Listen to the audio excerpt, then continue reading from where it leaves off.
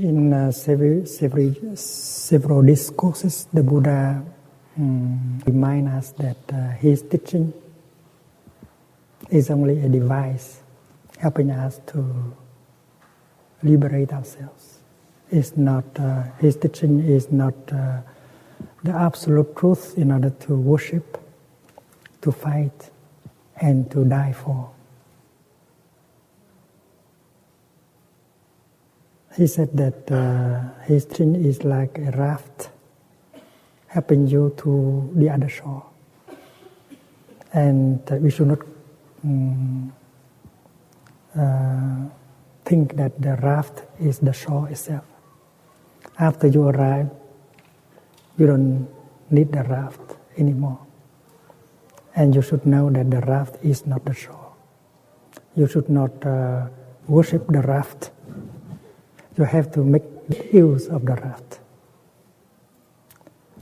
And he said also that his teaching is like a finger pointing to the moon. And don't take the finger to be the moon. Attachment to the teaching, attachment to the view. With intelligence, we know that the finger is only a means that will help us to see the moon. So it should not be caught by the finger. The Dharma of the Buddha is like that. So with that kind of insight, you are no longer dogmatic. You never fight a war because of the Dharma and because of the Buddha.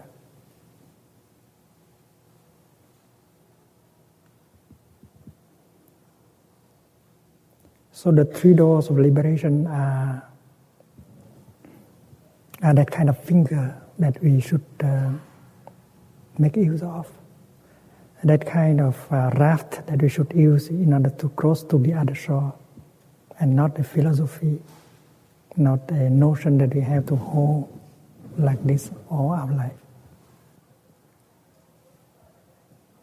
And the teaching of the three doors of liberation are common to all Buddhist schools. The northern school, the southern school, every school of Buddhism have the teaching of the three doors of liberation. When we find ourselves in great difficulty, take one door out. Take one door of the liberation and get out.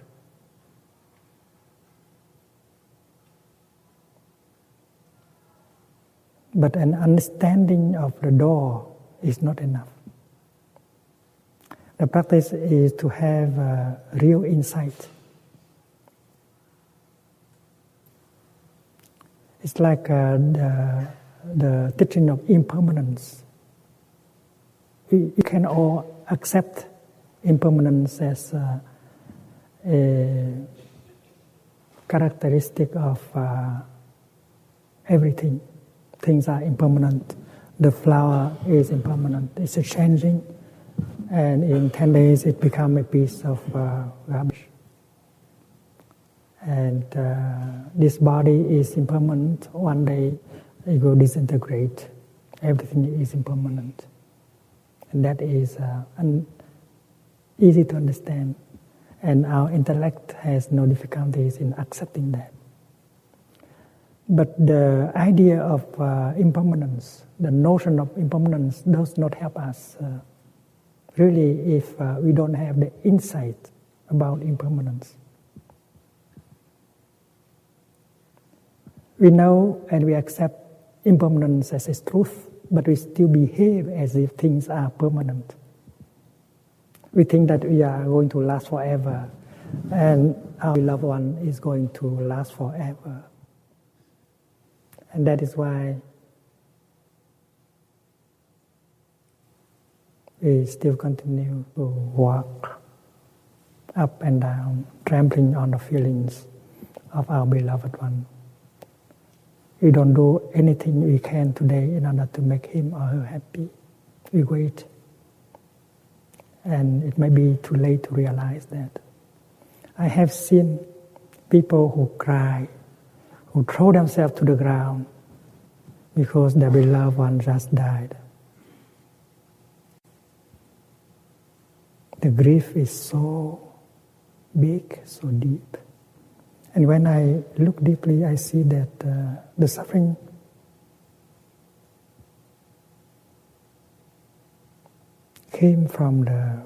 comes from a lot from the feeling of guilt. You suffer because of the feeling of guilt. You realize after her death, his death, that during her lifetime, his lifetime, you had made him or her suffer. You did not do what you needed to do in order to make him or her happy. So you regret. You are full of guilt and you suffer. You throw yourself to the ground. You pull your hair. You beat your chest. But it's too late. Because during the time she was still alive, he was still alive, we did not experience the truth of impermanence. If we know, if impermanence is something we touch in our daily life, and then we could have done anything we could in order to make her happy, we would not hurt him, hurt her feeling. So the insight of impermanence helps us to live in such a way that we will not regret later, and we can make happiness of our beloved one right away.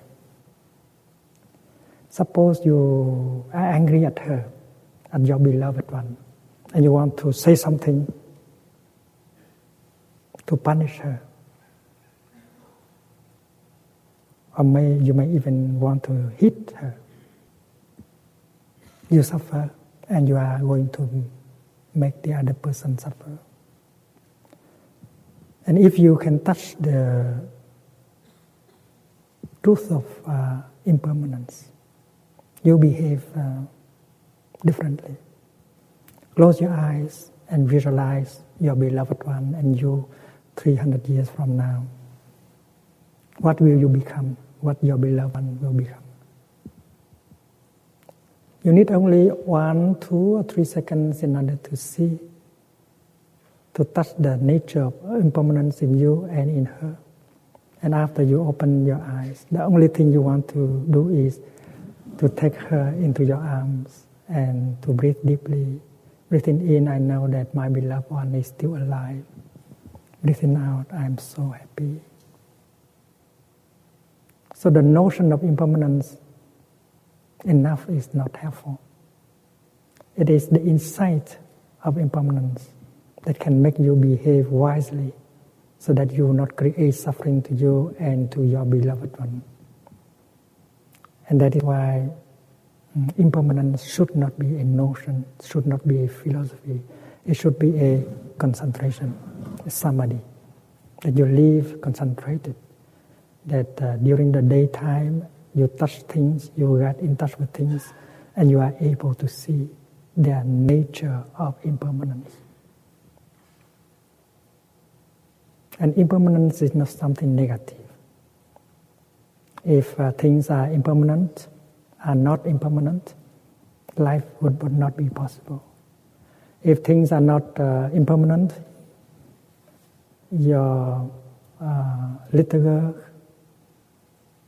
cannot grow up into a beautiful lady. If things are not impermanent, the seed of corn you planted will never become a plant of corn. So impermanence makes life possible. And if it is a dictatorial regime, and if things are permanent, then you suffer all your life because of that regime. So, because things are impermanent, that is why there is a possibility to to heal, to transform. So we should not think of impermanence as a pessimistic note of music in life. And meditation on impermanence is very beneficial. There is one of you who wrote a note saying that you understand what is mindfulness, what is insight, but you don't know what is concentration. Concentration is to focus your attention on one thing so that you can see deeply into the deep nature, the nature of that thing. Whether it is your love, or your hate, your depression, or your fear. We have to concentrate, to be concentrated in order to have enough power of the mind to look deeply and to discover the true nature of what is there. And concentration can also mean the guide offered by Buddha, like the teaching on impermanence, the teaching on non-self. And if you focus your attention on that, you will discover the true nature of things. And you get the insight of impermanence, of no-self, that will be liberating. But the notion of impermanence, the notion of non-self, cannot liberate you. Only the insight. And the insight you get only with concentration. And that is why the three doors of liberation are also described as the three concentrations. And the first one is emptiness. Emptiness has to do with our suffering and our happiness. Emptiness is a door of liberation. You can get out of your suffering, of your difficult situation through the door of emptiness. Emptiness does not mean non-existence, non-being. Look at this cup, glass. The glass is empty.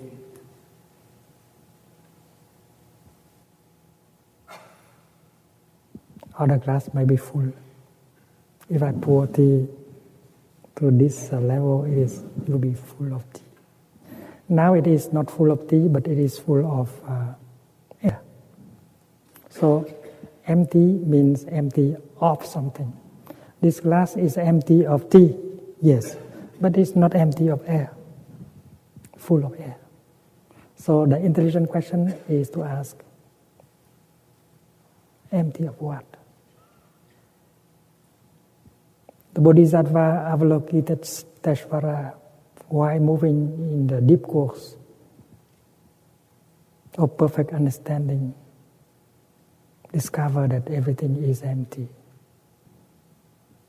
Dear Mr. Bodhisattva, you say that everything is empty.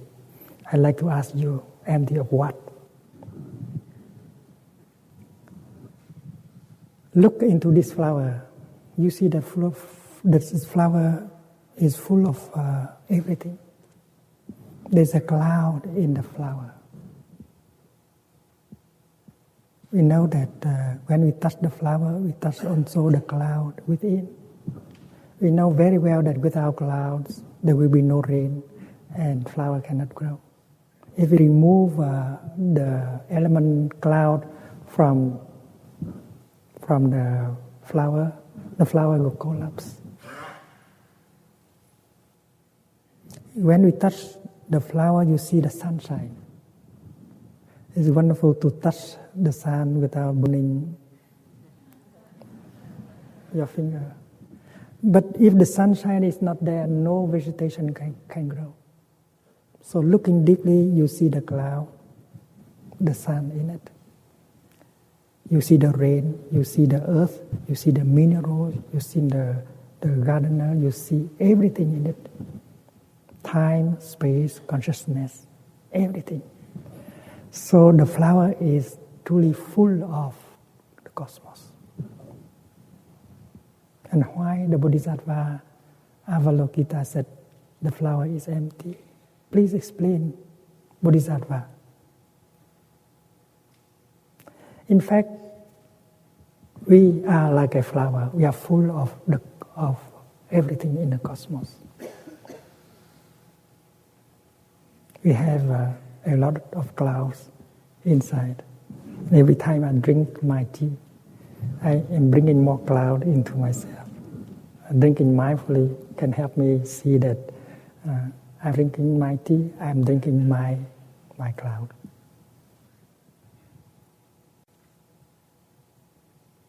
The Bodhisattva will say that, of course, I agree with you that the flower is full of everything. There is only one thing that is not in it, and that is a separate existence, a separate self. A flower is made only of non-flower elements. And sunshine is a non-flower element. The soil is not the flower, but it is a non-flower element that helps the flower to manifest. The rain, the cloud are non-flower elements that you can see when we look deeply at the flower. So it's true that a flower is made of non-flower elements. And it is full of these non-flower elements. If we send back the sun, the light to the sun, if we send back the water to the cloud, well, a flower cannot be there anymore. So the fact is that the flower is the sun, the flower is the cloud, the flower is the soil. And that is why we need a new verb in the dictionary, interbeing. A flower cannot be by herself alone. A flower has to interbe with everything else in the cosmos. The flower has to interbe with the cloud. The flower has to interbe with the sunshine. And to be means to interbe. And when we touch the truth of interbeing, our tendency of discrimination will vanish. I inter-am with you. We inter-are. He inter-is with all of us.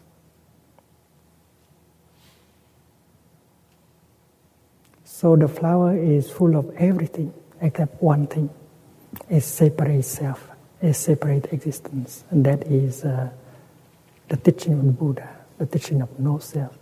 No self does not mean that the flower is not there. The flower is there. But in order for the cup to be full or to be empty, the cup has to be there. So we should not be confused.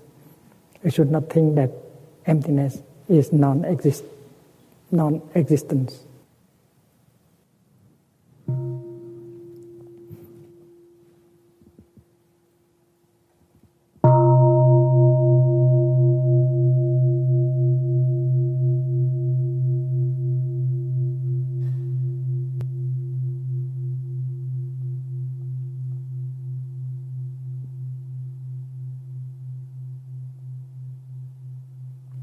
The other day we talked about the rain falling,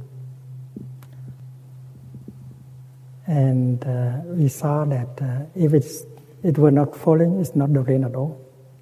Yes, you cannot imagine the rain that is not falling, ready to fall. That does not exist. The falling is the rain itself. Raining is falling. There is no rainer behind performing the raining below. The wind blows. It's funny, because if it is not blowing, it's not the wind at all.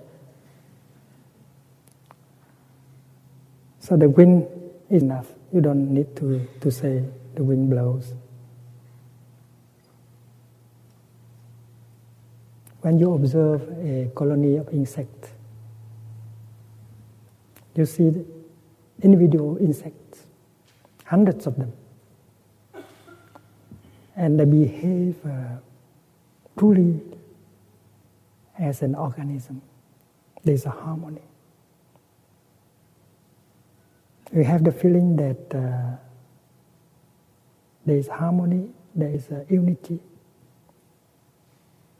But looking deeply, you don't see a leader of the colony of the insect.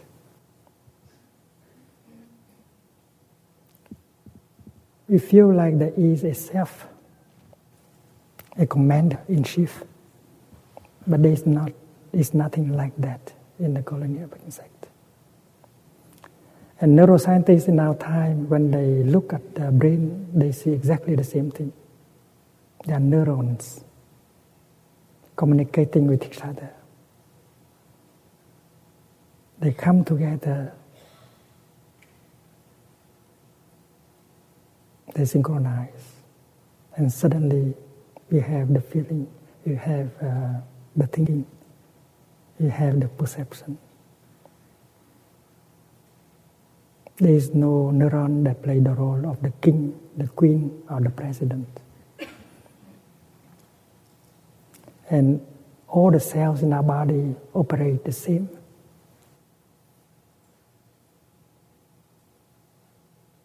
We have individual cells. But all the millions of the cells in our body operate like that. There is no leader. There is no cell that can be described as a leader. Every cell stays in its position and does what it is needed in order to bring out harmony, well-being to the body. If communication is good, if the harmony is good, there is well-being.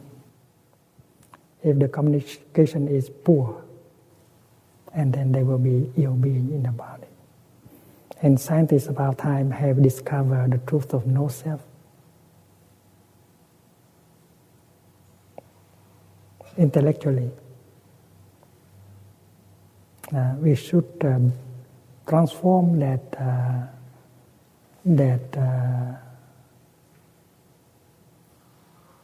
truth of no self into a kind of concentration, insight.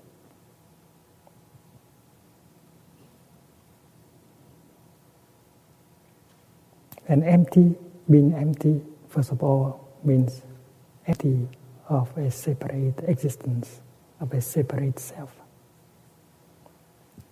When we look into our person, we see the many elements.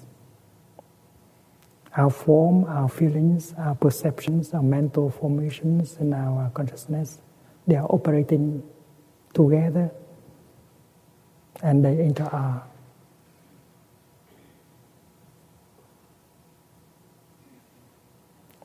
In the realm of neuroscience, they still think that about the question of whether the brain and the mind are one thing or two separate things. And a number of scientists believe that the consciousness emerges from the brain.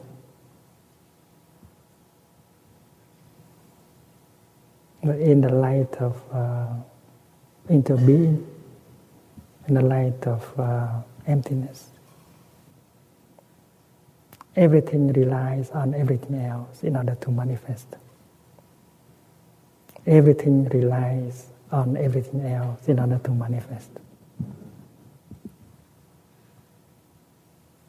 Mind has to rely on body to manifest, and body has to rely on mind in order to be a living body to manifest. And when the observer is there, she will notice that sometimes the same thing appears as body, sometimes she appears as mind. It's like the wave and particle duality, the same thing. But when scientists observe, the same thing sometimes manifests as a wave, and sometimes else they manifest as a particle. And there was a time when scientists were confused. They didn't know how to call that a wave or a particle. Finally, they found a word, wavicle. Wavicle. And the same reality manifests itself sometimes as a wave, sometimes as a particle. It depends on our way of looking, on our way of asking the question, observing. In the Buddhist tradition, practicing looking in the direction of interbeing, interdependent origination, we discover that everything relies on everything else in order to manifest. And mind and body cannot be two different separate things. Mind is not possible without body, and body is not possible without mind. So it is safe to say that mind and body interact. They are different expressions of the same reality. And if scientists touch that reality, they will save a lot of time.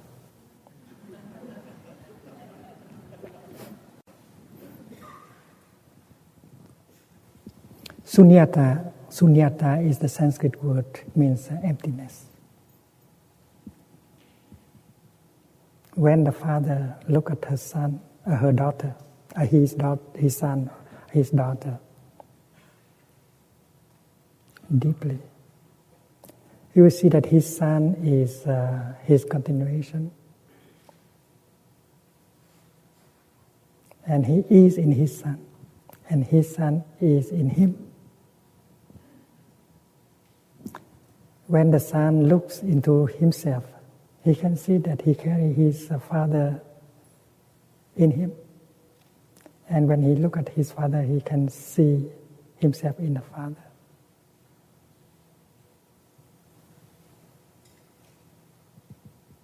When we plant a seed of corn in damp soil, we expect the seed of corn to become a plant of corn. 10 days later, you don't see the seed of corn anymore. Instead, we see a young plant of corn. And looking deeply into the young plant of corn, we can see the seed of corn. The seed of corn has not died, has not exactly died. It has become the plant of corn. And with some illusions, when we look at the plant of corn, we can still see the seed of corn. So it is possible to look at the son and to see the father. The son is full of his father inside.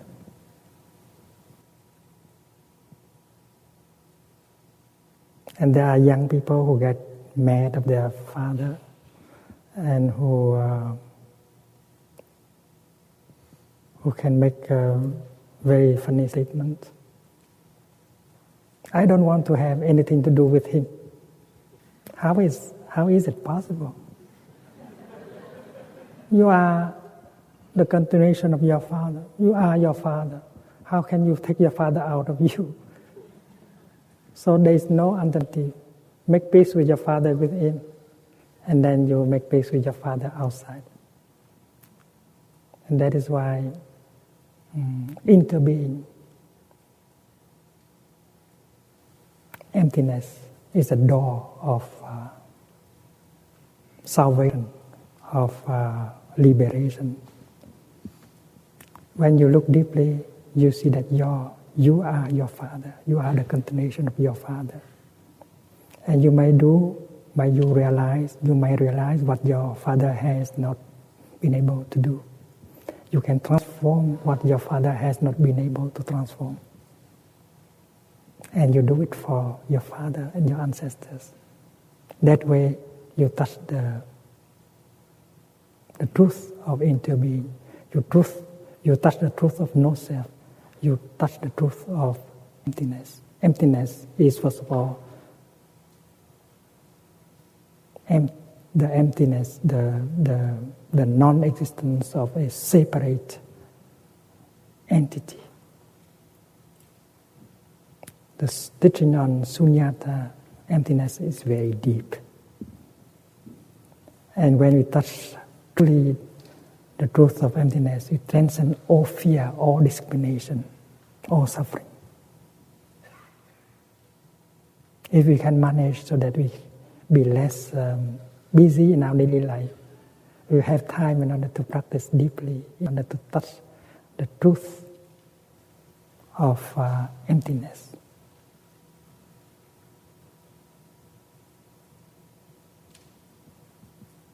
The insight of impermanence, the insight of no self, will lead to the insight of interbeing, of emptiness.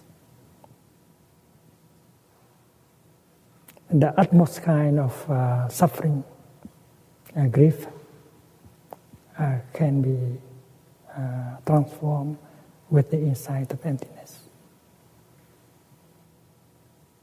But remember, emptiness is a device, is a finger pointing to the moon.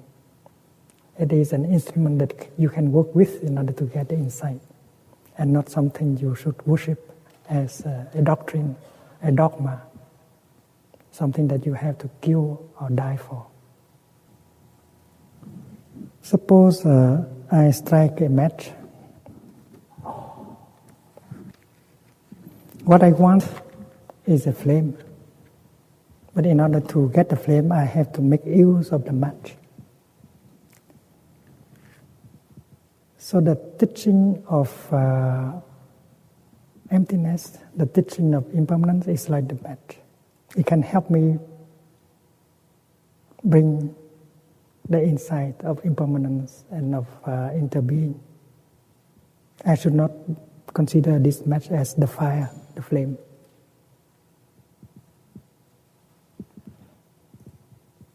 I am skillful enough to make use of the match in order to produce the fire.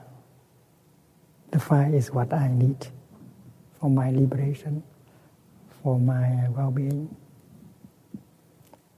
What I need is the insight and not a teaching, not a concept.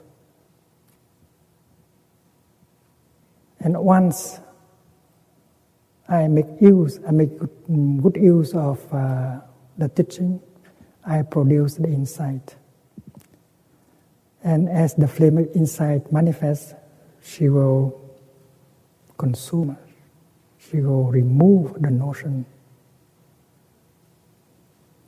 So if you are caught by the notion of impermanence, of no self, of emptiness, you don't profit anything from the Buddha's teaching.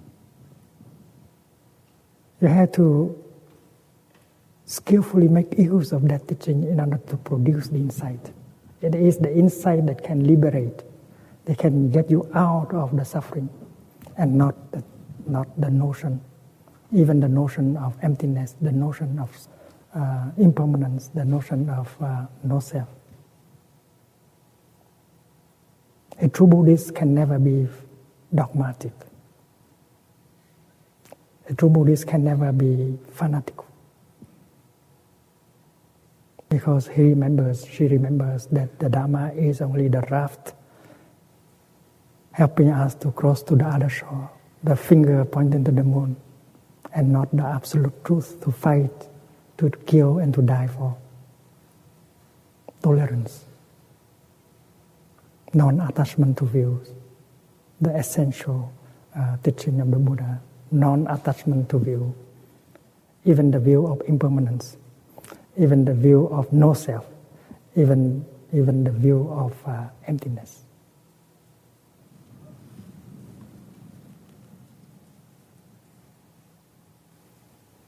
This is called in Buddhism the roar of the lion.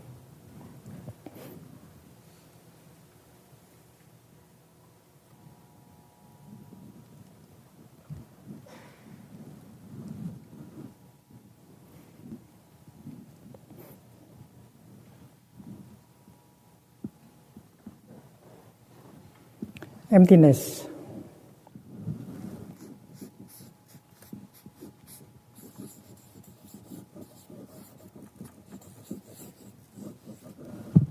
Is a door of liberation. It is a practice of concentration. You live your daily life in such a way that helps you to touch the nature of emptiness of everything, including yourself, including your beloved one.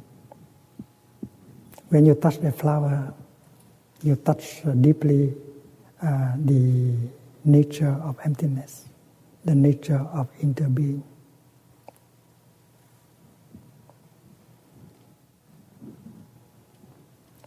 When father and son look at each other and discover their true nature of emptiness, they are no longer angry at each other.